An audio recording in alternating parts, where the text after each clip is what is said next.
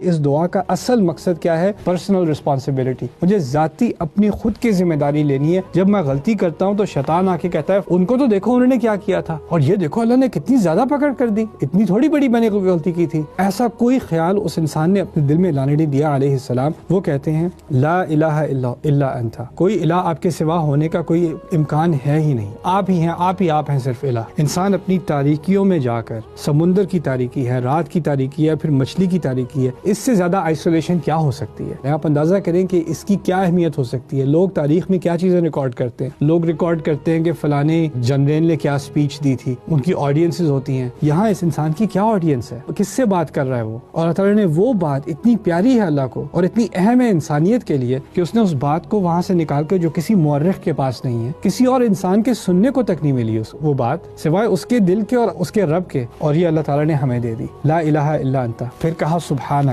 آپ ہی سب عیب سے پاک ہیں. اللہ تعالیٰ کی جو عیب سے پاکیزگی ہے نا، اس کا ایک نتیجہ یہ کہ مجھے اپنے عیب نظر آنے چاہیے. اگر مجھے اپنے عیب ہی نظر نہیں آتے تو میری سبحان اللہ میں کمزوری ہے. تو جب انہوں نے سبحانہ کا کہا ہے تو دو چیزیں ایک دفعہ میں اعتراف کیا ہے. ایک تو میں اپنے عیب کا اعتراف کرتا ہوں، اور میں پھر اس بات کا اعتراف کرتا ہوں کہ عیب سے پاک صرف آپ ہیں. تو آپ نے جو سزا دی ہے، آپ نے جو مشکلات مجھ پر ڈالی ہیں، ان میں سے کسی چیز میں عیب نہیں ہو سکتا. عیب ہے تو میرے اندر ہے، آپ کے اندر نہیں ہے. پھر کہا عجیب الفاظ ہیں، انی کنت من الظالمین، میں تو غلط کرنے والوں میں سے تھا ہی. یعنی انہوں نے ایک غلطی کی ہے لیکن بات ایسے کر رہے ہیں جیسے وہ ساری زندگی غلطیاں کرتے رہے ہوں. ایسے کہہ رہے ہیں کہ میں ایک غلطی کا تو مجھے احساس ہے، لیکن میں یہ سمجھ کر کہوں کہ اللہ نے اس غلطی کی وجہ سے مجھے یہاں پر ڈال دیا، ہو سکتا ہے اور غلطیاں بھی کی ہوں میں نے، مجھے اس کا احساس بھی نہ ہو. مجھے تو اس بات کا احساس بھی نہیں ہوتا مجھ سے غلطیاں کیا ہوئی ہیں. میں اس بات کو سامنے رکھتے ہوئے کہوں گا انی کنت من الظالمین، میں تو ظلم کرتا ہی رہا ہوں. یہاں پہ تو انہوں نے معافی بھی نہیں مانگی، بس اعتراف کیا ہے. یہ بھی نہیں کہا مجھے معاف کر دے یا مجھے نکال دے. اب ہمیں اس سے کیا بات سیکھنے کو مل رہی ہے؟ اس کا ہمارے ساتھ کیا تعلق ہے؟ تو ایک نبی کی بات ہو رہی ہے اپنے رب کے ساتھ. فاستجبنا له، ہم نے اس کا جواب دیا. ونجیناہ من الغم، اور ہم نے اسے غم سے نکالا.